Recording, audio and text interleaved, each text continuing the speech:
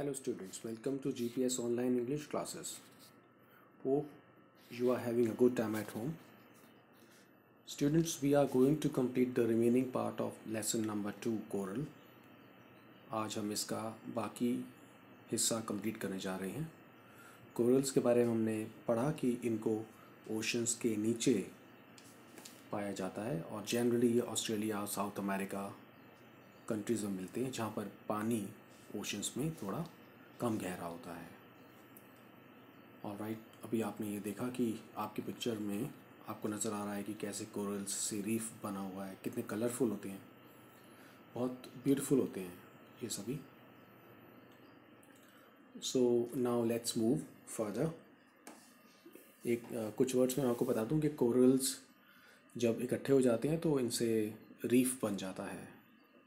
Alright, और corals को कुछ बहुत छोटे छोटे एनिमल्स भी खाते हैं. फाइन. सो अब हम और आगे इसके बारे में पढ़ना चाहते हैं कि let's see what further information we can have from this lesson. चलो देखते हैं कि और क्या आगे हमें मालूम पड़ता है. ऑलराइट, तो so you are on the same page. Take out your pens in order to note down important things. Alright, important चीज़ों को नोट करने के लिए आप पेन्स को रेडी रखिए. Alright, so here we go. Reefs are formed only when conditions are exactly right. Reef बनती हैं सिर्फ तभी जब कंडीशंस, परिस्थितियाँ बिल्कुल ठीक होती हैं रीफ बनने के लिए. Shallow clear water that allows penetration of sunlight is essential.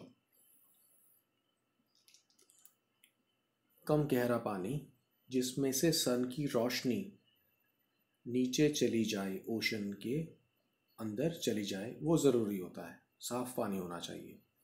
Penetration का मतलब हो गया गोइंग डाउन, नीचे चले जाना. There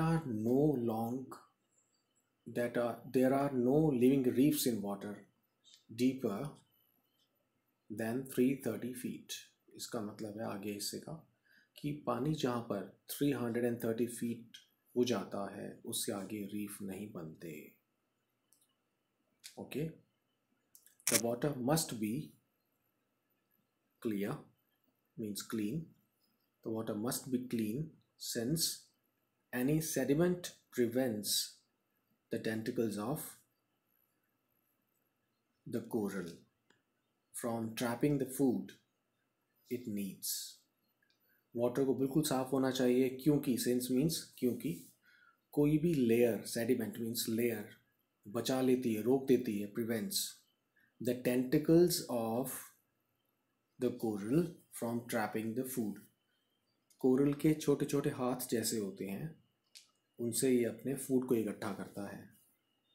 तो पानी साफ नहीं होगा तो फिर ये अपने फूड को इकट्ठा नहीं कर पाएगा, बना नहीं पाएगा. इट नीड्स एंड जो ये फूड इसको ज़रूरत होती है वो नहीं बन पाएगा अगर ऊपर कोई लेयर यानी कि सेडिमेंट बन जाती है. तो sediment means layer. Okay, it needs and the temperature must be warm. Temperature कैसा होना चाहिए? वार्म, मतलब टेम्परेचर थोड़ा सा गर्म होना चाहिए, suitable. Not less than 21 degrees all year round. Means 21 degree से कम ना हो टेम्परेचर पूरे साल, तभी बन पाएंगे ये, अदरवाइज कोरल्स नहीं बन सकते. लास्टली, आखिरी में, coral skeletons have to anchor themselves. Corals खुद हड्डियों के, जिस चीज़ से हड्डियाँ बनी होती हैं उसी चीज़ से, कैल्शियम फास्फोरस से बना हुआ होता है. तो कोरल की ये जो मटेरियल होता है, स्केलेटन्स जिन्हें हम कह रहे हैं, इनको अपने आप को वहाँ पर अटकाना होता है. मतलब वो वहाँ पर एंकर कर लेते हैं, पकड़ लेते हैं. किस चीज़ को? Something solid. कोई चीज़ सॉलिड होनी चाहिए, पक्की सी चीज़. So a rocky sea bottom is necessary. इसलिए एक पत्थर जैसी, चट्टान जैसी समुद्र का तला होना ज़रूरी है. मीनिंग जहाँ पर कोरल को ग्रो करना है वहाँ पर कोई हार्ड चट्टान जैसा रॉक जैसा होना ज़रूरी है जिसको ये पकड़कर ग्रो कर सके, एंकर करने के लिए, अपने आप को जमाने के लिए एक तरह से। सो एंकर का मतलब हो गया टू होल्ड, यहाँ पर इसका मतलब हम देखेंगे नीचे, to hold on. Okay, next. तो आपने देख लिया क्या चीज़ ज़रूरी है। The world's largest coral reef. अब हम नेक्स्ट चीज़ में आकर ये पता कर रहे हैं कि सबसे बड़ी कहाँ पर है। वर्ल्ड की सबसे बड़ी coral reef is the great barrier reef of the eastern coast of Australia. मतलब ऑस्ट्रेलिया के ईस्ट वाले समुद्र के हिस्से में ग्रेट बैरियर रीफ मिलती है। वर्ल्ड की सबसे बड़ी कोरल की रीफ, मतलब वो जो कलरफुल ज़मीन के नीचे नज़र आएगा, एक तरह से ज़मीन फ्लावर्स जैसे नज़र आएंगे चमकते हुए। The world's largest coral reef is the great barrier reef off eastern coast of Australia. तो इसलिए मैंने इसको रिपीट कर दिया है। It was discovered in 1770 by the English explorer. 1770 year में इसको ये इंग्लिश एक्सप्लोरर, ढूंढने वाला, खोज करने वाला, फाइंडर कहते हैं, उन्होंने इसको ढूंढा था। उनका नाम था captain James Cook. When his ship, कब? When his ship got stuck on the reef, जब उनका शिप रीफ पर आकर फंस गया, वहीं रुक गया। गेट स्टक से बन गया got stuck, second form. Get stuck means फंस जाना, अटक जाना। ऑलराइट, टू स्टॉप, एक तरह से खुद, टू बी स्टॉप्ड, रुक जाना। Next, barrier reef x tends. जो बैरियर रीफ है वो स्प्रेड करता है, फैला हुआ होता है, फॉर मोर देन 1250 माइल्स, मतलब 2000 किलोमीटर्स तक ये स्प्रेड किया हुआ होता है, फैला हुआ होता है। Parallel to Australia's north eastern coast line. तो हम जिसकी बात कर रहे हैं ग्रेट बैरियर रीफ की, ये ऑस्ट्रेलिया की नॉर्थ ईस्टर्न कोस्ट लाइन के साथ साथ, मतलब ज़मीन के नीचे, वो भी 2000 किलोमीटर तक हम इसको देख रहे हैं ना, तो उसमें ये 2000 किलोमीटर्स तक फैला हुआ है ओशन के नीचे। मैं रिपीट कर रहा हूँ बार बार इस बात को। meandering back and forth as it follows the contours of the continental shelf। मतलब ये भी उसी तरह से अपने आप को मोड़ रहा है जैसे कि ज़मीन नीचे की रॉक्स, पानी के नीचे की जो रॉक्स हैं, चट्टानें, वो मुड़ रही हैं, उनके साथ साथ ये भी आगे और पीछे। बैक एंड फोर्थ मीन्स आगे और पीछे। देखिए बैक एंड फोर्थ आया ये, ओके।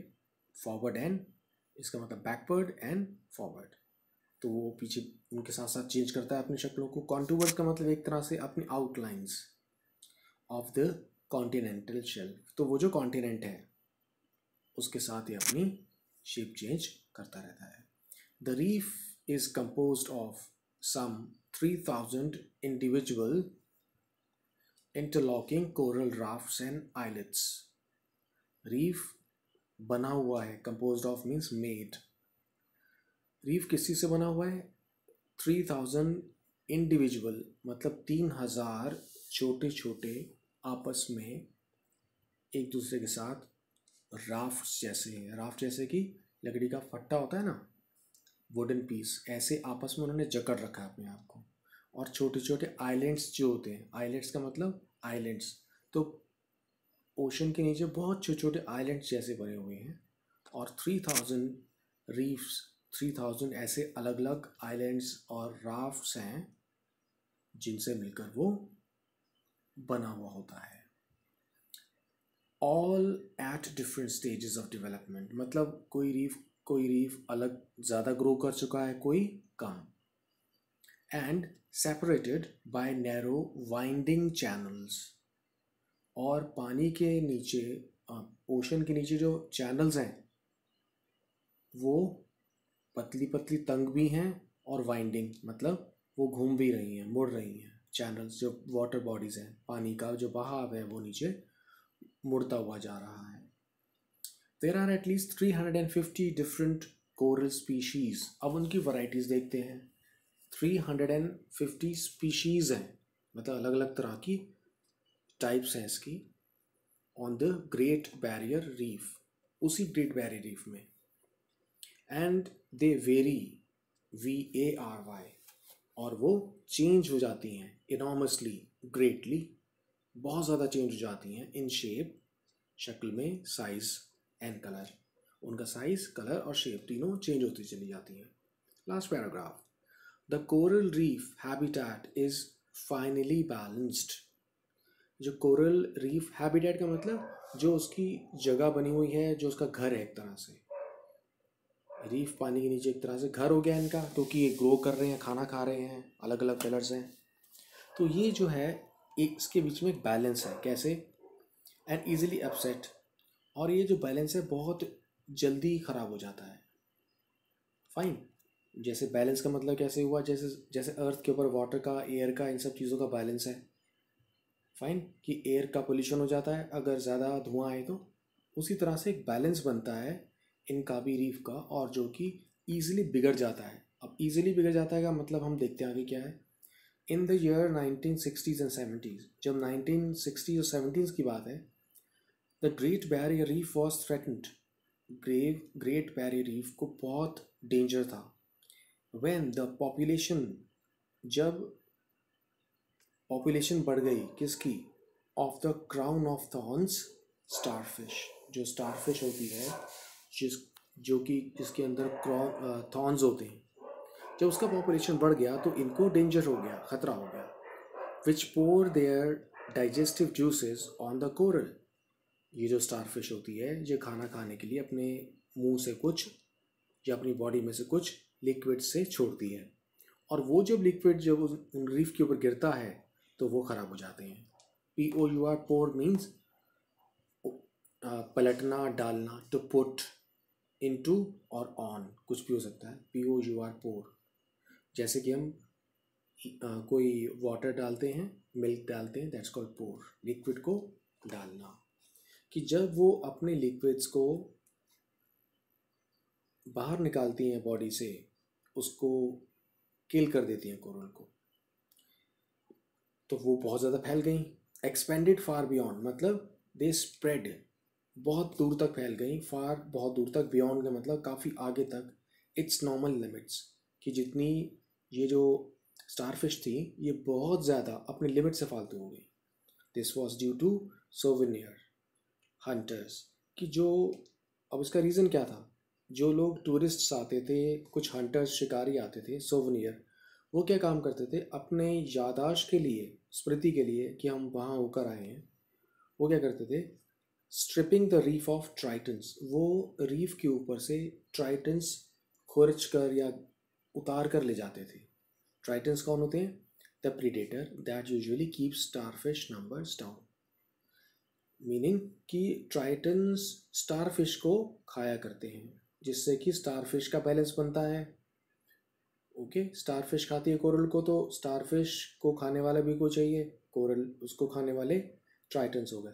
तो ट्राइटन्स को एक तरह से ख़त्म कर दिया करते थे, उनकी लेयर को उतार कर ले जाया करते थे हंटर्स, ताकि वो कहीं वो जाकर दिखा सके अपने कंट्री में, अपने घर पे। ओके, प्रीडेटर का मतलब होता है जो कि किसी दूसरे को खाता है कोई, जैसे चील है, वो दूसरे दूसरे अपने छोटे एनिमल्स को या बर्ड्स को खा जाती है।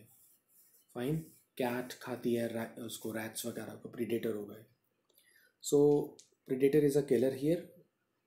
फाइन, तो ये स्टारफिश को जो कम कर सकते थे, उन ट्राइटन्स को टूरिस्ट्स ने, हंटर्स ने ख़त्म कर दिया, जिस वजह से स्टारफिश का नंबर बढ़ गया और कोरल्स बहुत कम हो गए, इसलिए उनको एक डेंजर था। तो उनका बैलेंस ऐसे बनाना बहुत ज़रूरी भी होता है, इसलिए हमें ये वाली बात ध्यान रखनी चाहिए। नेचर के अंदर बैलेंस हर जगह ज़रूरी है, पानी के अंदर भी, लैंड पर भी और एयर में भी। So students, I hope that this lesson is clear to you. You will find a worksheet also inside the presentation. All right, so we will meet in the following video. Till then, take care of yourself. Good day. Thank you so much.